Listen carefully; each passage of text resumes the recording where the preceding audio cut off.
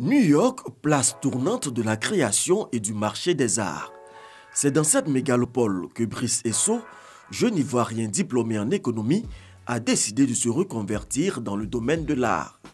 Après la peinture, le dessin, la photographie, il excelle aujourd'hui dans la sculpture du marbre et vient d'achever sa formation à l'Académie d'art de New York. Je suis le premier étudiant qui sort de cette université qui travaille le marbre. Et jusqu'à aujourd'hui, même les professeurs de l'école disent que je suis le seul Africain sculpteur de marbre professionnel, on peut dire un peu quand même de renom.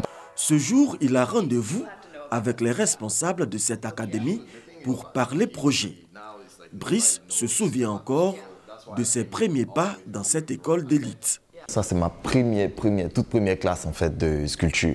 C'est ici que je passais toute ma vie. Je venais ici de 9 h à minuit en train d'apprendre les bases de la sculpture.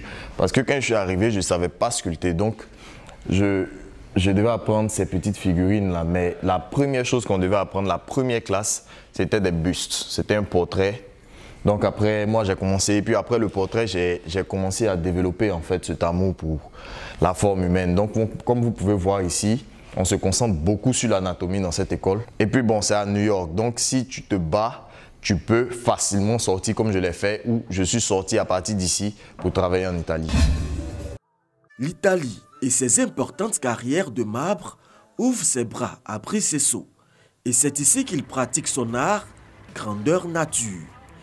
Des créations qu'il réalise pendant de longues heures de travail acharné, parmi elles, une en cours de réalisation, celle de son idole, Didier Drogba.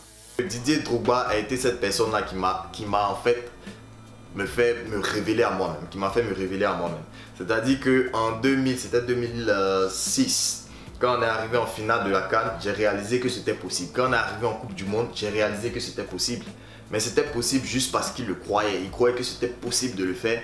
C'était la première fois qu'on ait une personnalité comme ça en fait en Côte d'Ivoire qui vient et qui s'adresse à tout le monde, qui veut faire rêver tout le monde. Et de cela, j'ai commencé à rêver en fait. Ah, on va aller en Coupe du Monde. Oh oui, je vais aller en Allemagne. Oh oui, je vais faire tant. Et au fil de ça, j'ai toujours gardé ce rêve-là de vouloir aussi quand même un jour apporter un petit quelque chose à quelqu'un. Donc je me dis que c'est cette inspiration qui m'a donné. Donc pour moi, c'est le minimum que je puisse faire en fait, d'ériger une statue en son nom. Des œuvres exposées dans des galeries d'art à travers le monde, mais Brice n'oublie pas sa terre natale. Nous le retrouvons à Abidjan, où il vient d'acheminer 2 de ses créations. Donc ça, ce sont des onyx sur lesquels j'ai travaillé en Italie. Ces 2 pièces, je les ai fait venir à Abidjan pour pouvoir faire profiter à mes proches. Il y a cet aspect-là et puis un peu faire la promotion du travail de la sculpture sur pierre ici. Retour à New York après une journée passée avec ses formateurs, Brice regagne son lieu de résidence à Harlem. Il partage son habitation avec un autre Ivoirien, Karl Keïta.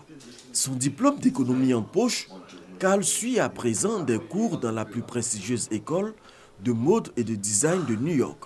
L'économie était un choix motivé par mes parents. Et ensuite, après l'obtention de mon diplôme, je me suis demandé si ça valait le coup de continuer quelque chose que j'affectionnais, mais pas tant que ça, ou bien faire quelque chose que j'affectionne vraiment, progresser dans ça et donner le meilleur de moi-même. Brice et Karl développent ensemble leur amour pour le dessin.